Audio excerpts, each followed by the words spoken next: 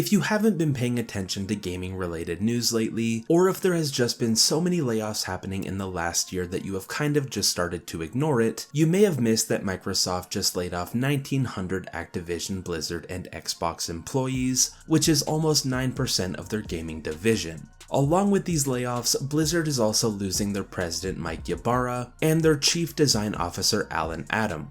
This may not seem like much to some people, but this is all happening just 1 month into 2024. And this layoff of 1,900 employees brings the total number of gaming industry layoffs to almost 6,000 for 2024, and it's not even February yet.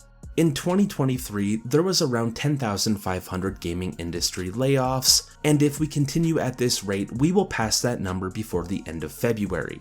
And personally, I think this year is going to be insane for layoffs. And that is because we are basically at the end of this COVID phase where studios were seeing a lot of growth due to people being stuck at home with really nothing to do. So they started to consume more media and gaming products than usual. And due to this, those studios decided to hire more people to meet that demand. But I just don't know why these higher-ups didn't realize that this rate of growth wasn't going to last forever. Well, okay, some studios would have seen good continuous growth if they decided to put out better quality products. But I'm sure it's easier just to lay people off instead of giving players good games that they actually want to spend money on. Now lately I have been playing and covering a lot of World of Warcraft Classic, and from what I have seen it doesn't appear that there were any layoffs on the Classic team. This information comes from this reply on Twitter from Josh Greenfield, who is the senior game producer for World of Warcraft Classic. And in this thread, a user asks if the Season of Discovery team is safe, to which Josh Greenfield replies that we are not impacted. This is a really good thing because Season of Discovery has been a massive success, so it would really suck to see people being taken away from that team. I would just like to point out that his wife picked out a perfect shirt to wear to work the day of the layoffs. In other World of Warcraft news, I'm sure some of you have already seen this leaked photo of details for the new Phase 2 PvP event in Season of Discovery, so I wanted to quickly take a closer look at it.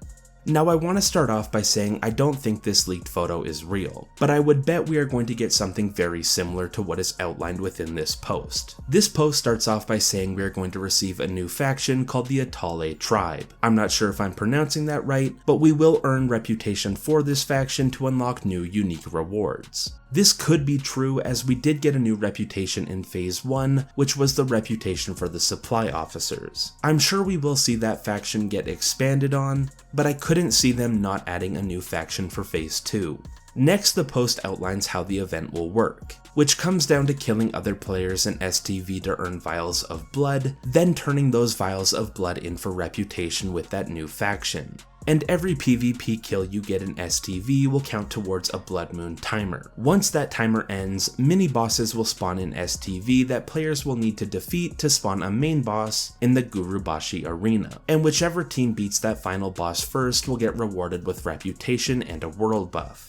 Now, like I mentioned before, I don't think this is what we'll be getting, but I do think they are onto something with the Blood Moon, as we already saw the zone turn red in the small teaser trailer we got earlier this month. And I'm sure this event will have something to do with the Gurubashi arena, as that is such an important part of the STV zone. But more than likely we will have more information for Phase 2 within the next week, because Phase 2 is only 2 weeks away. So if you enjoyed this video and you want to stay up to date on all things related to World of Warcraft, consider subscribing to this channel, and thank you for watching.